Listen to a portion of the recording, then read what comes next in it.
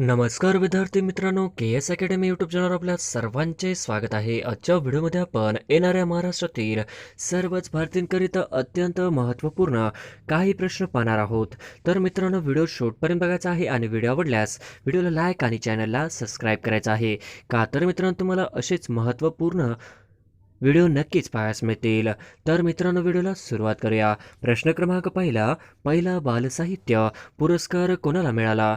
पहिला बालसाहित्य पुरस्कार कोणाला मिळाला? तर ऑप्शन क्रमांक 3 अनिल अवचट हे आपले करेक्ट आन्सर होईल. प्रश्न क्रमांक दुसरा, नटाचार्य या टोपण नावाने कोणास ओळखले जाते? नटाचार्य या टोपण नावाने कोणास ओळखले जाते? तर ऑप्शन क्रमांक 3 नटाचार्य या टोपण नावाने कृष्णाजी प्रभाकर खाडीलकर यांना ओळखले जाते. हे आपले करेक्ट आन्सर होईल. प्रश्न क्रमांक तिसरा, पहिले अखिल भारतीय मराठी नाट्य संमेलनाचे अध्यक्ष कोण होते? पहिले अखिल भारतीय मराठी नाट्य संमेलनाचे अध्यक्ष कोण होते? तर ऑप्शन क्रमांक 2 श्री दादासाहेब खापर्डे हे होते. हे आपले करेक्ट आन्सर होईल. प्रश्न क्रमांक चौथा, रंगभूमीवर सादर करण्यात आलेले मराठी नाटक कोणते? रंगभूमीवर सादर करण्यात आलेले पहिले मराठी नाटक कोणते? तर ऑप्शन क्रमांक 3 सीता स्वयंवर हे होते. करेक्ट आन्सर होईल. प्रश्न क्रमांक पाचवा, रूपसी या काव्यसंग्रह कोणी लिहिला? रूपसी हा काव्यसंग्रह कोणी लिहिला? तर ऑप्शन क्रमांक 1 शांता शेळके यांनी लिहिला. हे आपले करेक्ट आन्सर होईल. प्रश्न क्रमांक 6, समिधा हे पुस्तक कोणाचे आहे? समिधा हे पुस्तक कोणाचे आहे? तर ऑप्शन क्रमांक 2 साधना आमटे यांचे समिधा हे पुस्तक आहे. हे आपले करेक्ट आन्सर होईल. प्रश्न क्रमांक 7, पहिल्या भारतीय स्त्री डॉक्टर आनंदीबाई जोशी यांचे चरित्र कोणी लिहिले? पहिल्या भारतीय स्त्री डॉक्टर आनंदीबाई जोशी यांचे चरित्र कोणी लिहिले? तर ऑप्शन क्रमांक 3 काशीबाई कानिटकर यांनी लिहिले. हे आपले करेक्ट आन्सर होईल. प्रश्न क्रमांक 8, वाहरू सोनवणे यांचा खालीलपैकी कोणता काव्यसंग्रह आहे? वाहरू सोनवणे यांचा खालीलपैकी कोणता काव्यसंग्रह आहे? तर ऑप्शन क्रमांक 2 गोधड हे आपले करेक्ट आन्सर होईल. प्रश्न क्रमांक 9, वनवास हा कथासंग्रह कोणाचा आहे? वनवास हा कथासंग्रह कोणाचा आहे? तर ऑप्शन क्रमांक 1 वि. स. खांडेकर यांचा आहे. हे आपले करेक्ट आन्सर होईल. प्रश्न क्रमांक 10, डॉक्टर सलीम अली यांचे चरित्र कोणी लिहिले? डॉक्टर सलीम अली यांचे चरित्र कोणी लिहिले? तर ऑप्शन क्रमांक 2 विना गवाणकर यांनी लिहिले. हे आपले करेक्ट आन्सर होईल. प्रश्न क्रमांक 11, दक्षिण रंग हे प्रवास वर्णन कोणाचे आहे? दक्षिण रंग हे प्रवास वर्णन कोणाचे आहे? तर ऑप्शन क्रमांक 1 यशवंतराव गडाख यांचे आहे. हे आपले करेक्ट आन्सर होईल. प्रश्न क्रमांक 12, दर साल दर सेकडा हा कविता संग्रह कोणाचा आहे? दर साल दर सेकडा हा कविता संग्रह कोणाचा आहे? तर ऑप्शन क्रमांक 1 वीर धवल परब यांचा आहे. हे आपले करेक्ट आन्सर होईल. प्रश्न क्रमांक 13, 1998 साली परळी वैजनाथ येथे भरलेल्या 71व्या साहित्य संमेलनाचे अध्यक्ष कोण होते? 1998 साली परळी वैजनाथ येथे भरलेल्या 71व्या साहित्य संमेलनाचे अध्यक्ष कोण होते? तर ऑप्शन क्रमांक 1 दमा मिराजदार होते. हे आपले करेक्ट आन्सर होईल. प्रश्न क्रमांक 14, मराठी भाषेतील आद्य चित्रकार म्हणून कोणास ओळखले जाते? मराठी भाषेतील आद्य चित्रकार म्हणून कोणास ओळखले जाते? तर ऑप्शन क्रमांक 2 माही भट यांना ओळखले जाते. हे आपले करेक्ट आन्सर होईल. प्रश्न क्रमांक 15, केशव कुमार या टोपण नावाने लेखन करणाऱ्या लेखकाचे नाव काय? केशव कुमार या टोपण नावाने लेखन करणाऱ्या लेखकाचे नाव काय?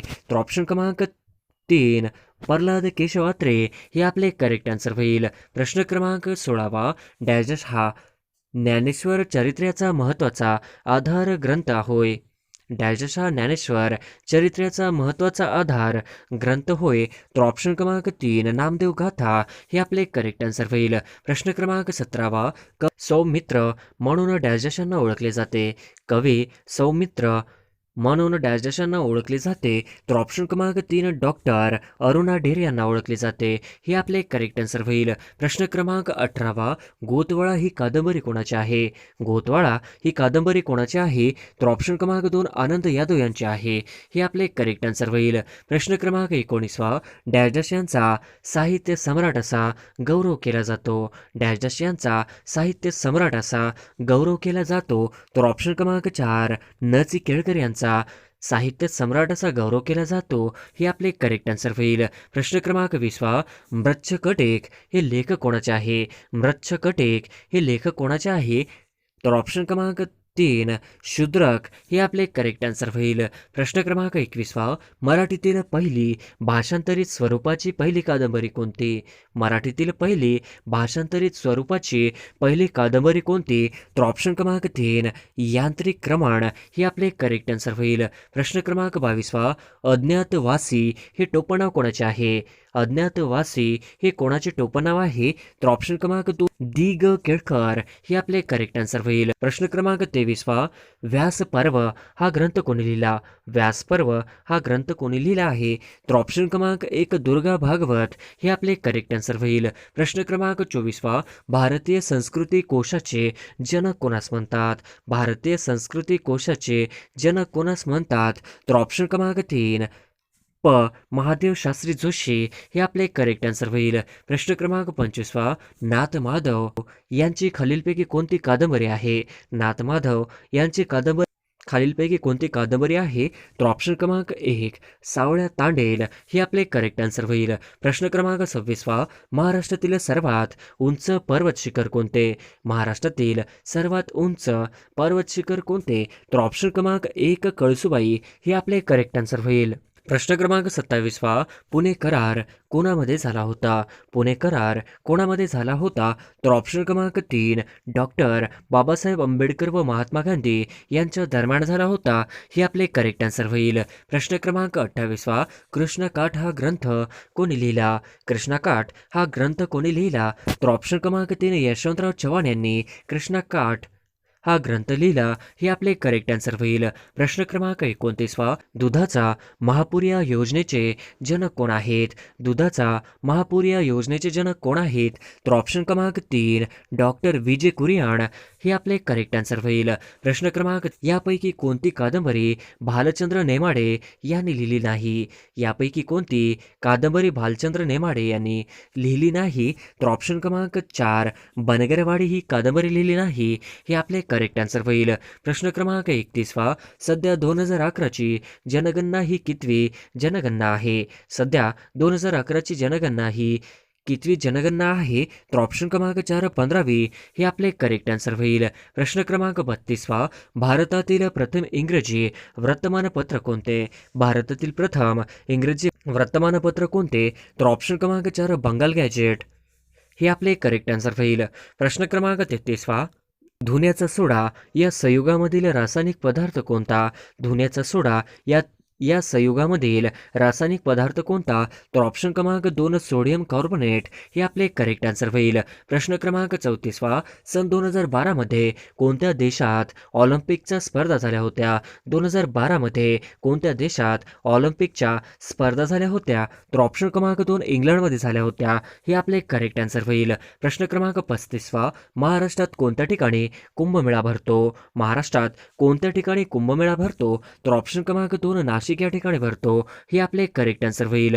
प्रश्न क्रमांक 36 राष्ट्रीय रासायनिक प्रयोगशाळा म्हणजेच NCL कुठे आहे? राष्ट्रीय रासायनिक प्रयोगशाळा म्हणजेच NCL कुठे आहे? तर ऑप्शन क्रमांक 3 पुणे या ठिकाणी आहे. हे आपले करेक्ट आन्सर होईल. प्रश्न क्रमांक 37 एड्स हा रोग कशामुळे होतो? एड्स हा रोग कशामुळे होतो? तर ऑप्शन क्रमांक 1 विषाणूमुळे होतो. हे आपले करेक्ट आन्सर होईल. प्रश्न क्रमांक 38 भारतामध्ये मतदानाचा अधिकार प्राप्त होण्यासाठी वयोमर्यादा किती वर्ष आहे? भारतामध्ये मतदानाचा अधिकार प्राप्त होण्यासाठी वयोमर्यादा किती वर्ष आहे? तर ऑप्शन क्रमांक 1 18 वर्ष आहे. हे आपले करेक्ट आन्सर होईल. प्रश्न क्रमांक 39 महात्मा गांधी यांनी चंपारण येथे कोणत्या वर्षी पहिला सत्याग्रह केला? महात्मा गांधी यांनी चंपारण येथे कोणत्या वर्षी पहिला सत्याग्रह केला? तर ऑप्शन क्रमांक 2 1917 या वर्षिकेला हे आपले करेक्ट आन्सर होईल. प्रश्न क्रमांक 40वा, शेतकऱ्यांचा असूड हा ग्रंथ कोणी लिहिला? शेतकऱ्यांचा असूड हा ग्रंथ कोणी लिहिला? तर ऑप्शन क्रमांक 3 महात्मा फुले यांनी लिहिला. हे आपले करेक्ट आन्सर होईल. प्रश्न क्रमांक 41वा, लातूर जिल्ह्यांमधील कोणत्या जातीच्या ब्रीड गायी प्रसिद्ध आहेत? लातूर जिल्ह्यामधील कोणत्या जातीच्या ब्रीड गायी प्रसिद्ध आहेत? तर ऑप्शन क्रमांक 2 देवणी हे आपले करेक्ट आन्सर होईल. प्रश्न क्रमांक 42वा, संवाद कौमुदी हे वर्तमानपत्र कोणी लिहिले? संवाद कौमुदी हे वर्तमानपत्र कोणी सुरू केले? तर ऑप्शन क्रमांक 2 राजाराम मोहन राय यांनी सुरू केले. हे आपले करेक्ट आन्सर होईल. प्रश्न क्रमांक 43वा, भारतीय जनता पक्षाची स्थापना केव्हा झाली? भारतीय जनता पक्षाची स्थापना केव्हा झाली? तर ऑप्शन क्रमांक 4 1980 मध्ये भारतीय जनता पक्षाची स्थापना झाली.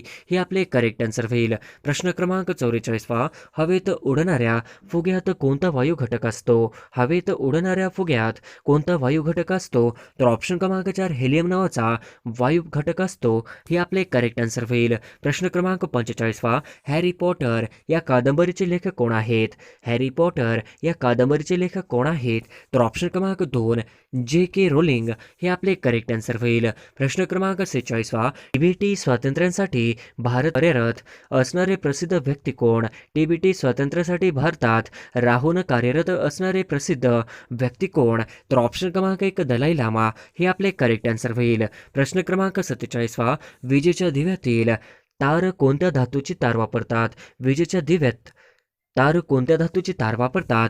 तर ऑप्शन क्रमांक 2 टंगस्टन धातूची तार वापरतात. हे आपले करेक्ट आन्सर होईल. प्रश्न क्रमांक 48वा, हाडांचा निकोप वाढीसाठी खालीलपैकी कोणत्या विटॅमिनची आवश्यकता असते? हाडांचा निकोप वाढीसाठी खालीलपैकी कोणत्या विटॅमिनची आवश्यकता असते? तर ऑप्शन क्रमांक 2 व्हिटॅमिन डी ची आवश्यकता असते. हे आपले करेक्ट आन्सर होईल. प्रश्न क्रमांक 49वा, आवाजाची गती खालीलपैकी कोणत्या मध्यमानामध्ये सर्वात जास्त असते? आवाजांची गती खालीलपैकी कोणत्या मध्यमानामध्ये सर्वात जास्त असते? तर ऑप्शन क्रमांक 1 घडामध्ये असते. हे आपले करेक्ट आन्सर होईल. प्रश्न क्रमांक 50वा, जिल्हा परिषदेचा प्रमुख प्रशासकीय अधिकारी कोण? जिल्हा परिषदेचा प्रमुख प्रशासकीय अधिकारी कोण? तर ऑप्शन क्रमांक 1 मुख्य कार्यकारी अधिकारी. हे आपले करेक्ट आन्सर होईल.